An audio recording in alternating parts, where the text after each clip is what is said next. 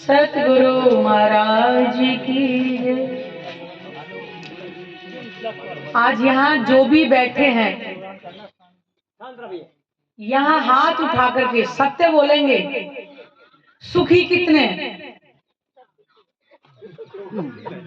नहीं, बताओ बताओ, सत्य, ऐसा नहीं, हंसने से काम नहीं चलेगा। आप बताइएगा हाथ उठा के कि भाई मैं सुखी हूँ। सुखी हैं? ठीक। कैसे कैसे सुखी हैं? है? कभी दुख नहीं हुआ? कोई दुख नहीं हुआ? ऐसा तो मैं मान ही नहीं सकती। कोई तन से दुखी, कोई धन से दुखी, कोई औलाद से दुखी, कोई सगे संबंधियों से दुखी।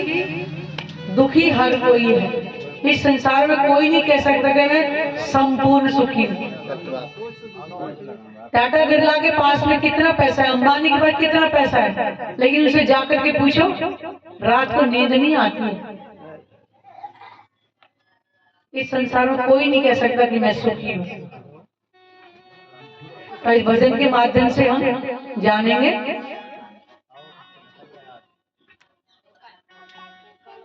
दुख के जहां में रहना,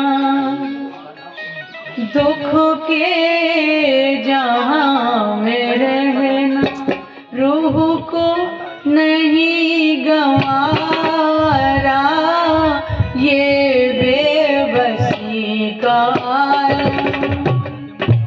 कोई बस नहीं हमारा, दुख के जहां में रहना।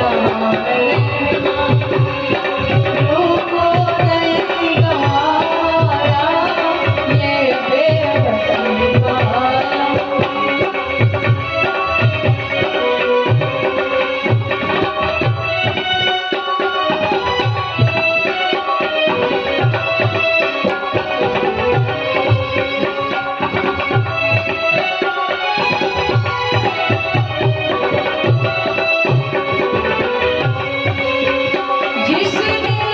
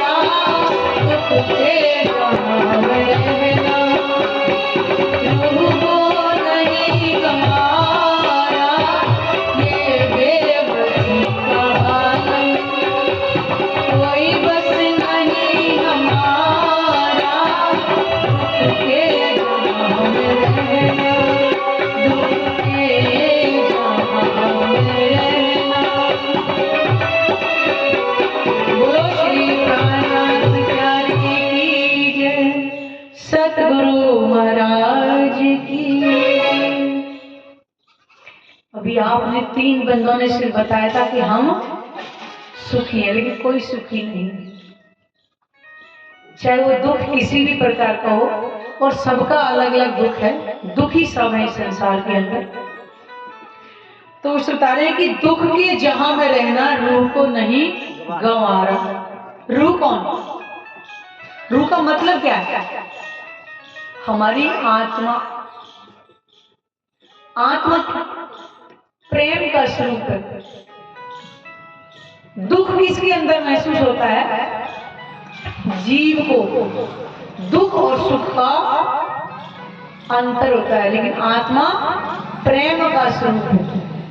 लेकिन इस संसार में आकर के वो जीव के माध्यम से इस दुख को देख करके क्या घबरा रही है।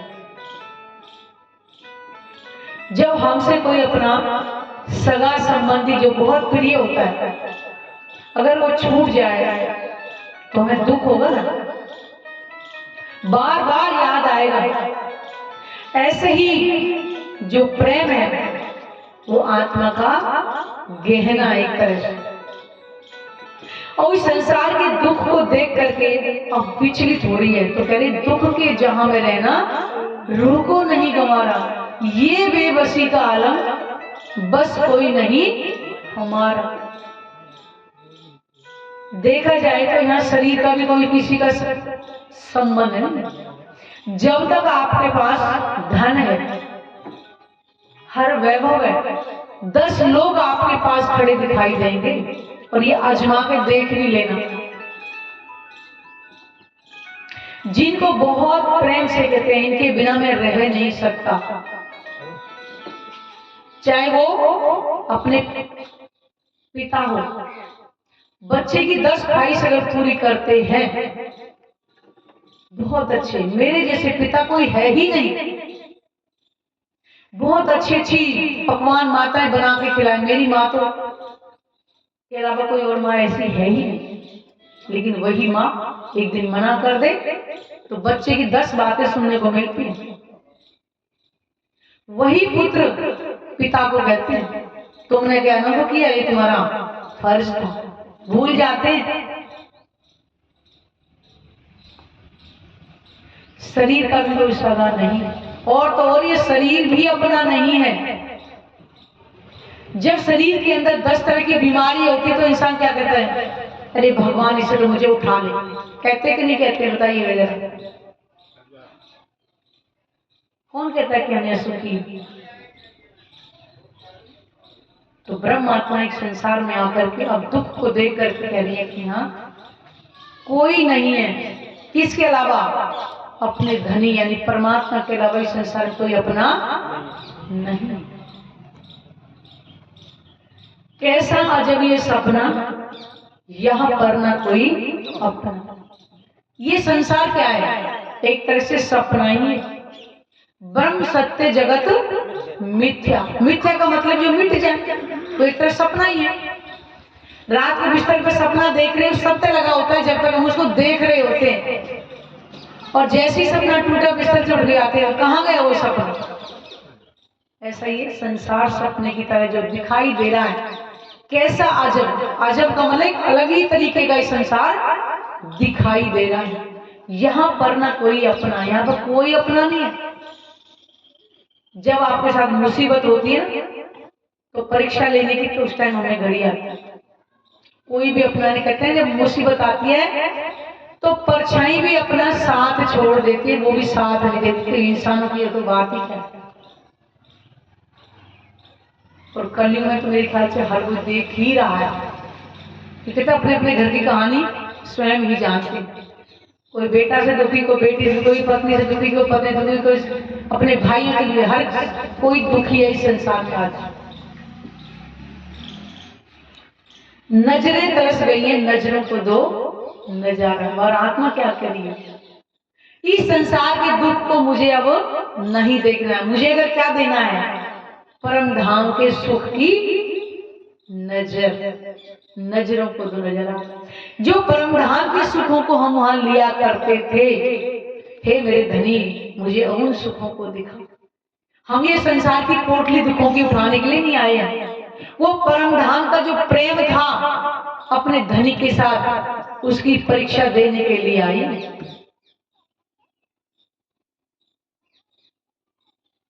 जो एक पल कभी ब्रिज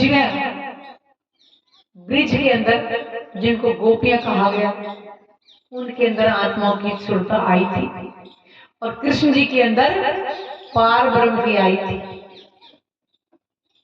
जो जमुना तट पे जा रहे हैं, दुनिया की नजरों में बालक थे, लेकिन आत्मा परमात्मा की लीला को कोई नहीं जान पाया।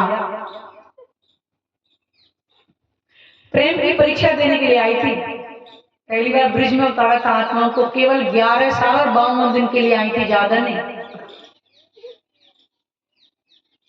और महाराज की लीला कहूं योग में ब्रह्मांड में, जब उसमें एक पल के अंतर ध्यान हो गए थे, सारी आत्माएं मूर्छित होकर गिर गई। ये भागवत पुराण में लिखा हुआ है, 29वें अध्याय में राज का वर्णन और 33वें महाराज का वर्णन। एक पल भी सहन नहीं कहीं पर कर पाई थी। कहाँ गए हमारे बालाजी, मूर्छित हो गए। एक पल का अंतर ध्यान होते बस। और आज कितने वर्ष हो गए हमें, कौन है जो मूर्छित होकर रह के हमारे धनी से हम अलग हो गए? कोई नहीं हो रहा। नजरों को दो नजारा, हमारी सबकी दिल की इच्छा ये कि धनिया वो परमधाम के सुख दो, जिन्हें हमें यहाँ लेने के लिए आए हैं। तुमको रिझाऊं कैसे, करूं रज भी तो कैसे। अर्जी हमें गिड़गिड़ाना नहीं है, कान पकड़ना नहीं है, कान पकड़ के अर्जी करे धनी माफ कर दो। धनी ना देखे देवे तो तिल दुख तिल जेता, जो देखो वचन विचार ही। दुख आपन को होत है, जो माया करते हैं भारी। धनी दुख नहीं देते किसी को। दुख कब होता है? जब माया में बहुत ज्यादा हम डूब जाते हैं। वो तो तिल, एक तिल के बराबर भी। दुख ना देऊं फूल पाखड़ी, देखूं शीतल नैन। एक फूल की पंखड़ी मारने जितना दुख नहीं देते धनी को अपनी आत्माओं को, बताइए। लेकिन हम दुख कभी हो जाए जब माया में हम जीव भाव में लिप्त रहते। इस मोह ममता में हम अपने धनी से इतने बिछड़ गए कि हमें उनके प्रेम की याद ही नहीं रही।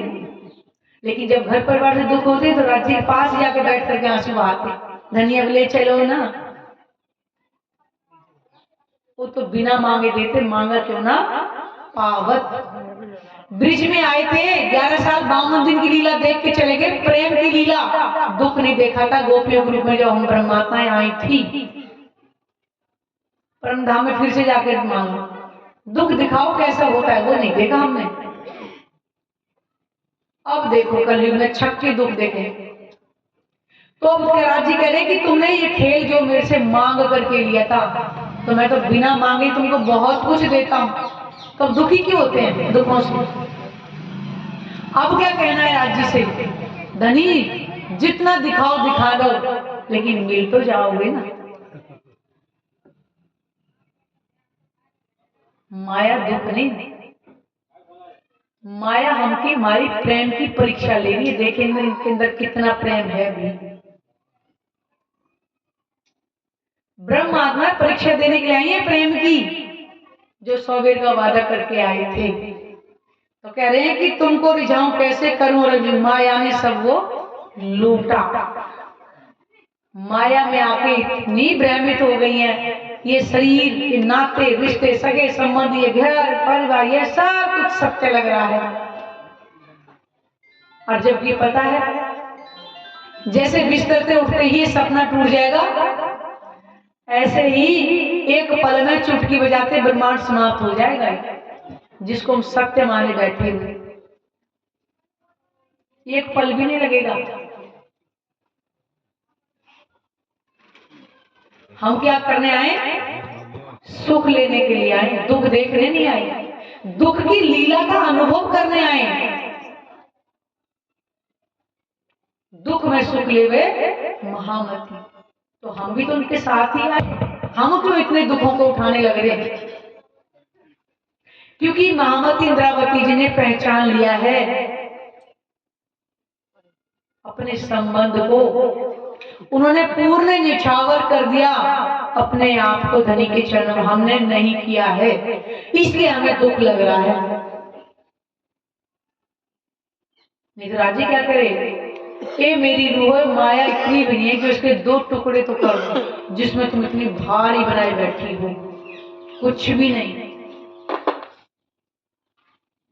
हमने अपने आप को पहचाना नहीं है कि हम वही परम धाम के अंदर रहने वाली ब्रह्मात्मा, जिनके एक इशारे पे अक्षरों करोड़ों ब्रह्मांड बना देते हैं और मिटा देते हैं। उनकी शक्ति इतनी है, और उनकी हम अर्धांगिनी जो इशारा करते ही इतने ब्रह्मांड बना देते हैं। बताइएगा, तो क्या हमने पहचाना है अपने आप को? नहीं पहचाना। जिस दिल को मेरे दिल पर तुमने अरस बनाया, हाय क्या करूं वो दिल भी हो ना सका तुम्हारा। जिस दिल को, आत्मा को दिल ही अरस है, अर्थात आत्मा के दिल में ही परमात्मा विराजमान है। परमात्मा को किसी पलंग पर ही बिठाया नहीं, दिल रूपी सेजा पे ही बिठाया जाता था, विराजमान किया गया। जिस दिल को मेरे दिल पर तुमने अर्ज हाय क्या करूं कि उस दिल को भी हम आपके चरणों में निछावर नहीं कर पा रहे। हम इतना समय भी नहीं निकाल पा रहे। 24 घंटे में क्या करें, हमें समय ही नहीं मिलता। सबकी एक ही पुकार होती, हमें समय नहीं मिलता। जिस दिन ये फूंक निकली, सब कुछ समाप्त हो जाएगा, घर परिवार सब कुछ चलेगा। अगर कुछ जाएगा तो हमारा खाली हाथ है। पहचाने, समय निकाले, 24 घंटे, 2 घंटे भी हम राज्य में नहीं निकाल पाते। और क्या कुर्बानी कर सकते हैं? वो धन की कुर्बानी नहीं मांग रहे, केवल समय की कुर्बानी। वाणी से थोड़ा सा उनके स्वरूप को मंथन करें और ध्यान में बैठ करके उनके स्वरूप को थोड़ा अपने हृदय में बसाएं। कुछ भी नहीं मांगे, उनको कागजों के नोटों की आवश्यकता नहीं है। वो चाहते तो चमत्कार कर देते, लेकिन चमत्कार करना ही नहीं चाहते। वो अपनी आत्मा को यहाँ सुख देने के लिए आए हैं। हाय क्या करूं दिल, क्योंकि महामती इंद्रावती जी ने अपने दिल को धनी के चरणों में निछावर कर दिया। हम भी उसी सुख को ले सकते हैं, लेकिन हमारे अंदर वो चाहत ही नहीं। जब हम अपने बर्तन को साफ नहीं करेंगे तो उसमें दूध डालेंगे, वो भी गंदा हो जाएगा। अगर हमें दूध साफ चाहिए तो हमें अपने बर्तन को भी साफ करना पड़ेगा। तो हमारे दिल रूपी बर्तन को भी साफ करना पड़ेगा। कि माया के जो चाहत है इनको हटाना पड़ेगा। दीन लो या दुनिया, दोनों पाइए ना एक और। या तो दुनिया के मिटने वाले सुखों की इच्छा कर लो, या फिर अपने धनी को बसा लो। ऐसा नहीं कि माया के सुख नहीं मिलेंगे, वो भी भरपूर मिलेंगे, लेकिन धनी को अगर हम साथ लेकर चलेंगे तो। जैसे बच्चा है, बच्चा अगर हमारे साथ उंगली पकड़ के चल रहा है, उसको पता है कि मेरी मम्मी ने पापा ने उंगली पकड़ के कभी दांत देगा, बांट देगा, यूं फेंकेगा, टेढ़े मेढ़े चलेगा। उसको पता है कि गिरने नहीं देंगे। ऐसा ही हमारे धनी को पता है कि मेरी ब्रह्मात्मा इस माया में आई है, वो कमी नहीं छोड़ेंगे। कमी कहाँ है? हमारे भजन में। क्योंकि धनी से क्या मांगते हैं? संसार का कूड़ा कचरा ही बटोरते हैं, जो एक दिन सब कुछ समाप्त होने वाला है।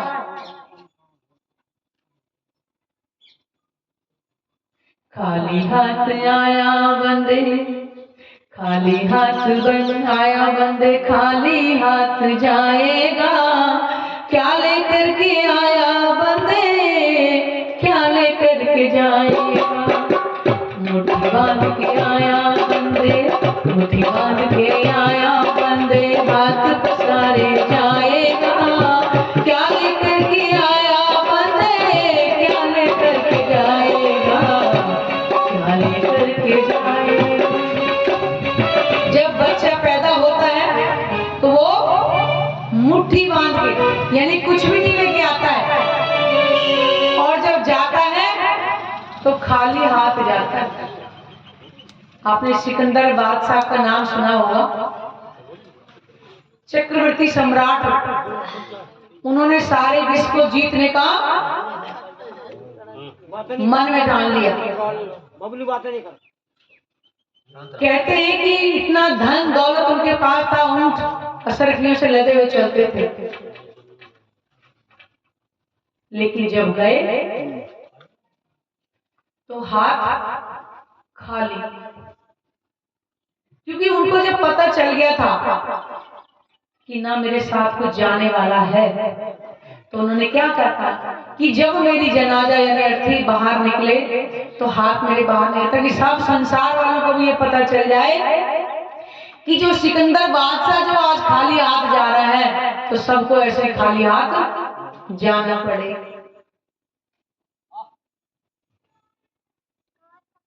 एक ओशो ने बड़े अपने प्रवचन में बोला था, जो तुमने कमाया है वो साथ जाने वाला है ही नहीं, और जो साथ जाएगा वो तुमने कमाया है ही नहीं। कर्म तो कुछ किया नहीं, साथ क्या जाएगा, केवल किया हुआ कर्म भी साथ जाता है, और कुछ नहीं जाता। कपड़े भी यहाँ उतार ले जाते हैं। एक संसार की विचित्र लीला में देखती हूँ कभी कभी, जैसे औरतें हैं, औरतों का धामगमन जैसे होता है तो कान में नाक में जो भी पहना होता है गोल्ड सोना सब उतार लेते हैं, और कोई वैसे उनके जो पुराने वस्त्र वगैरह होते हैं वो दे देते हैं कि नहीं अछूते हैं, लेकिन सोने को मरे हुई बॉडी पे से उतार लेते हैं, वो अछूता नहीं होता। जो बड़े मकान में रहते हो किसी को दान में नहीं देते, किसी को रहते थे दे दो अछूता हो गया, कोई नहीं देते। ये मतलब ही संसार देखते, यह हमारी बुद्धि बहुत चलती है, वो अपने आप ही निर्णय कर लेते हैं हम सही गलत का। सोचे कुछ भी नहीं जाएगा। जो हमने परमात्मा का ध्यान किया है, भजन किया है, केवल केवल वही साथ जाएगा, उसे कोई बांट नहीं सकता। बाकी सब कुछ बट जाएगा। यहाँ पे माता पिता भी बढ़ जाते हैं। अभी किसी का मैंने सुना था, वो प्रवचन शायद कोई महाराज जी थे, उनसे पूछ रहे थे कि कुछ तो उनके बेटे परभाई थे, कुछ अपने सुंदर साथ थे, तो कुछ कह रहे थे कि पन्ना जी लेके जाएं, कुछ कह रहे नहीं जलाएंगे, तो उनके आधा आधा कर लो। बताइए, ये विचित्र लीला है। जिंदा पे पानी नहीं पिलाएंगे, लेकिन मरने के बाद में गंगा जल पिलाएंगे। अरे जीते जी करो जो करना, क्योंकि दुनिया को दिखाना है ना। उनके बच्चों ने बच्चे ऐसा किया, लेकिन नाम के पीछे मरे जा रहे हैं। माँ बाप से भूखे मर जाए, इसकी परवाह नहीं होती किसी को। सोचें, विचारें। हमें विवेक मिला है, ये किस लिए मिला है? परमात्मा की भक्ति करने के लिए, इस भव से पार होने के लिए। नजरे कर्म से तुमने अपना बना लिया, वो परमात्मा ने अपनी मेहर से हमें यहाँ पर अपनी पहचान करा दी है, अपना बना लिया। अपने तो उनके हम थे ही, कभी अलग थे ही नहीं कि परम धाम में बैठे इस खेल को देख रहे, अलग तो कभी हुए नहीं, तो है तो उनकी। लेकिन इस संसार में भी इन तनों के माध्यम से जो इस खेल को देख रहे हैं, उन तनों में भी अपनी पहचान आके दे दी है। ए रूहो तुम मेरे तन हो, तुम मेरे ही अंग हो, अलग नहीं हो। आत्मा ही परमात्मा, परमात्मा ही आत्मा है। Love is God, God is love. सूरज की किरणें कभी अलग हो सकती हैं? जहां सूरज की किरणें उसके साथ साथ चलती हैं, तो आत्मा परमात्मा कैसे अलग हो सकते हैं? कभी नहीं हो सकते। तो वही कह रहे, नजरे कर्म से तुमने अपना बना लिया है, कुर्बान हो सकीना ना अपना आपा वारा। ये अपनी भूल ना करें हम, क्योंकि अब तो हमें पूर्ण पहचान होगी अपने धनी की। ये जब तक पहचान नहीं थी, उस तब शब्द तभी तक था। इस ब्रह्मवाणी से हमें सारी पहचान होगी, अपनी पहचान हो, अपने धनी की पहचान हो, अपने घर की पहचान होगी। इससे पहले क्या पता था मैं कौन, कहाँ से आई है, कहाँ है मेरा घर का, क्या पता था किसी को? किसी से पूछे सब तन का ही परिचय दे रहे हैं। मैं स्त्री, मैं पुरुष हूँ, ये मेरी माता, मेरे पिता, मैं उसका पुत्र, वो मेरे पितरी, सब इस शरीर का दे रहे थे, ये मेरा घर, ये परिवार। लेकिन सवाल होता है शरीर और संसार को छोड़ने के बाद कहाँ जाएंगे, इसके बाद किसी का जवाब नहीं था। लेकिन आज इस ब्रह्मांड से पहचान होगी, मैं आत्मा हूँ, मेरी आत्मा का प्रीतम वो प्राणेश्वर पूर्ण ब्रह्म परमात्मा जो दिव्य ब्रह्मपुरी परम धाम में विराजमान है। अगर उनकी पहचान कर लेते तन के अंदर, तो उनके चरणों में हमारा जीव न्यौछावर अर्थात खंड हो जाएगा, 84 लाख योनियों से मुक्त हो जाएगा।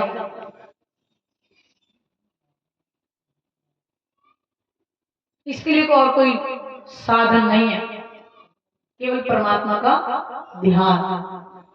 इसलिए ध्यान ना त्रिकुटी, ना भ्रिकुटी, ना निराकार, ना साकार, किसी में नहीं लगाना है। परमात्मा के स्वरूप की पहचान करेंगे और एकांत में बैठ करके स्वरूप को केवल हमें अपने दिल में निहारना है।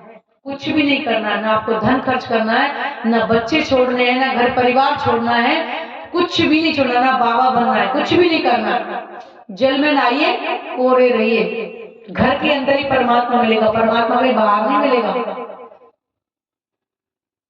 दंडवत परिक्रमा कर दो, नहीं मिलेगा। जैसे गोवर्धन की परिक्रमा लगाते हैं लेट लेट के, उससे भी नहीं मिलेगा परमात्मा। उस शरीर को कष्ट दे रहे केवल हम।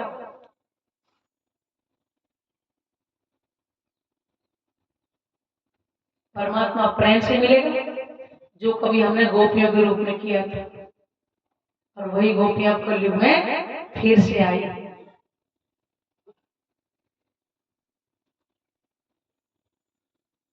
इसलिए प्रेम की दुकान नहीं मिलेगा।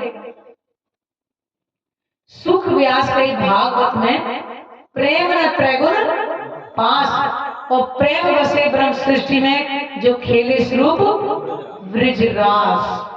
गोपियों के अंदर प्रेम था, कहीं दुकान पे नहीं मिलेगा। सुख व्यास जी ने बता दिया प्रेम गोपियों के अंदर, और वही गोपियां अब कलयुग में आई हुई हैं। तो इसलिए कहा कि पहले आप पहचान साधो, पहले आप पहचान। हम अपने आप को पहचाने ब्रह्मात्मा है, तो हमारा लक्षण क्या होना चाहिए? परमात्मा से प्रेम। बाकी संसार में सब कुछ मिलेगा, पहले ही बताया, कोई कमी नहीं रही,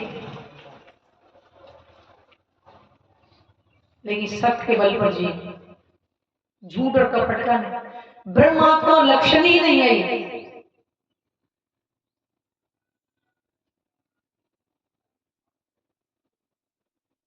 परमात्मा को सत्य से प्राप्त किया जा सकता है। साचार्य साहिब साच सुपाई।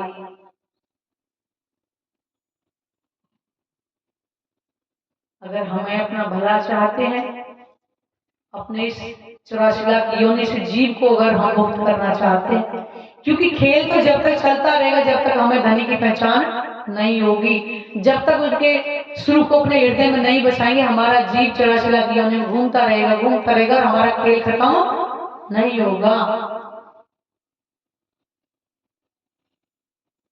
अगर चाहें तो इसी तन में हम मुक्त हो सकते हैं, उसके लिए और कोई उपाय नहीं है, केवल ब्रह्मवाणी का चिंतन, उनका ध्यान और पठन पाठन, उसके लिए और कोई आपको करने की आवश्यकता नहीं है। बोलो श्री प्राणनाथ प्यारे की जय, सतगुरु महाराज की।